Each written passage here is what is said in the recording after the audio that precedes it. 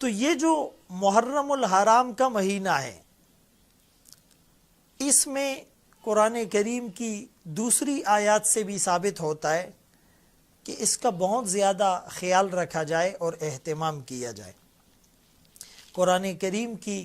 ایک آیت ہے لا تحلوا شعائر اللہ ولا الشہر الحرام، کہ اللہ کے جو شعائر ہیں، شعائر شعیرہ کی جمع ہے، یعنی وہ چیزیں جو تعظیم والی ہیں، عظمت والی ہیں، ذی شان ہیں، ذی وقار ہیں، فرمایا اس کی حرمت کو حلال نہ کرو، اور اس حرمت والے مہینے کو بھی حلال نہ سمجھو، اس میں گالم گلوچ، اس میں قتل و غارت گری، یہ چیزیں اس میں نہ کرو۔ اور دوسری آیت میں فرمایا وَمَن يُعَظِّمْ شَعَائِرَ اللَّهِ فَإِنَّهَا مِن تَقْوَى الْقُلُوبِ، جو اللہ کے شعائر کی نشانیوں کی تعظیم کرے گا یہ اصل تقوی ہے، قلوب کا تقوی یہ ہے۔ تو اس مہینے کی حرمت کرنے والا بھی گویا کہ در حقیقت متقی ہیں، اس کا دل تقوی اور خشیت الہی سے لبریز ہے۔ سورہ بقرہ آیت نمبر 194 194 الشہر الحرام بالشہر الحرام والحرمات قصاص۔ اور ایک موقع پر فرمایا کہ فَإِذَا انْسَلَخَ الْأَشْهُرُ الْحُرُمُ، تو بہرحال جس طرح دن میں جمعے کا دن افضل ہے، سید الایام، راتوں میں لیلۃ القدر افضل ہے، انبیاء میں محمد عربی صلی اللہ علیہ وسلم افضل ہے، فرشتوں میں جبرائیل امین افضل ہیں،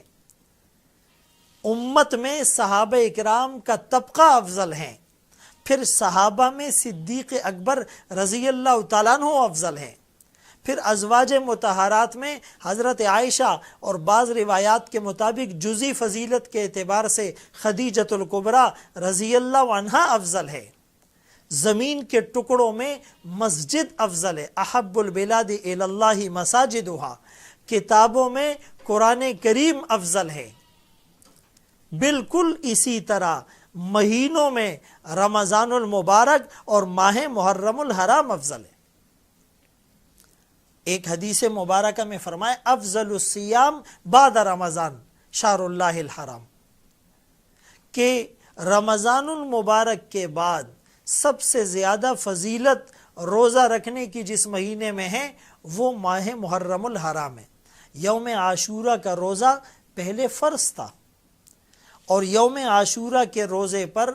1 سال کے گناہ معاف ہوتے ہیں، اور یوم عاشورہ کو جو اپنے گھر والوں پر فراخی کرتا ہے اللہ کریم پورا سال فراوانی اور فراخی اور رزق میں وسعت عطا فرماتے ہیں۔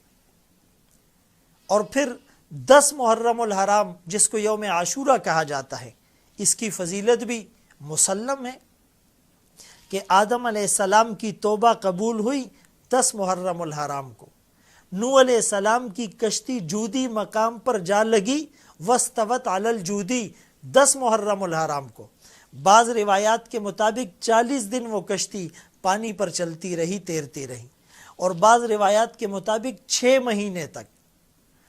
تو اگر 6 مہینے کو ہم کاؤنٹ کریں تو وہ 10 رجب سے چلی تھی، اور 10 محرم الحرام کو وہ اس مقام پر جا کر رکی تھی۔ تو بہرحال یونس علیہ السلام مچھلی کے پیٹ سے نکلے 10 محرم الحرام،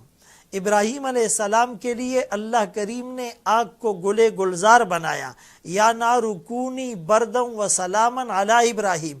آج بھی ہو جو ابراہیم کا ایما پیدا، آگ کر سکتی ہے انداز گلستہ پیدا، وہ بھی 10 محرم الحرام۔ موسیٰ علیہ السلام کو اللہ کریم نے فرعونی مظالم سے نجات دی 10 محرم الحرام کو، اور قیامت قائم ہوگی 10 محرم الحرام کو۔ بلکہ بعض روایات کے مطابق اسماعیل علیہ السلام کے گلے پر چھری چلائی گئی 10 محرم الحرام کو۔ اور پھر ایک تاریخی واقعہ، ایک اندوہناک واقعہ، ایک دل کو پگھلا دینے والا واقعہ، ایک انسانوں کو خون کے آنسو رلا دینے والا واقعہ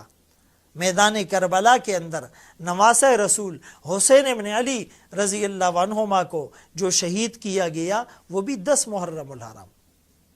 61 ہجری 10 محرم الحرام اور جمعۃ المبارک کا دن تھا۔ تو اس سے پہلے بھی ظلم و بربریت کی بڑی بڑی داستانیں ہوئی، قتل و غارت گری کے بازار گرم ہوئے، جور و جفا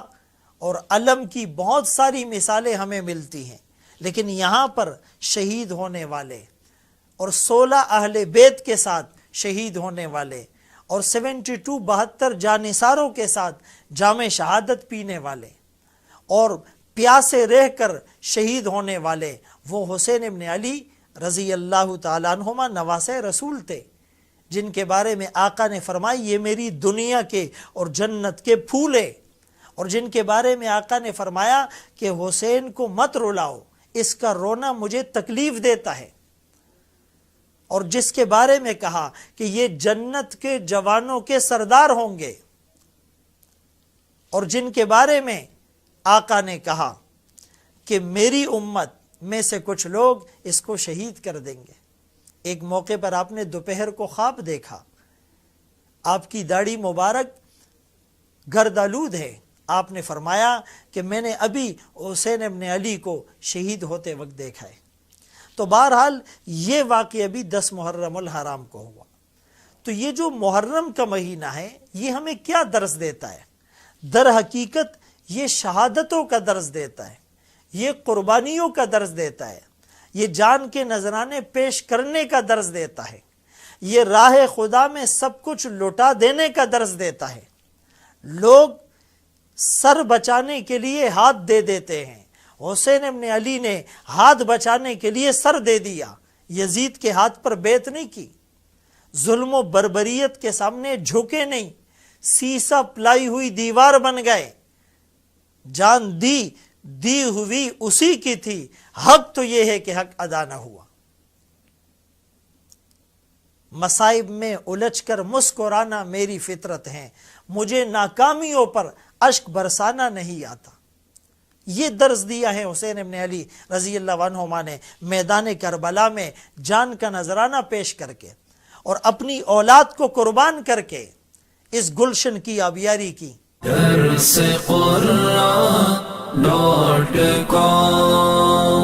www.darsequran.com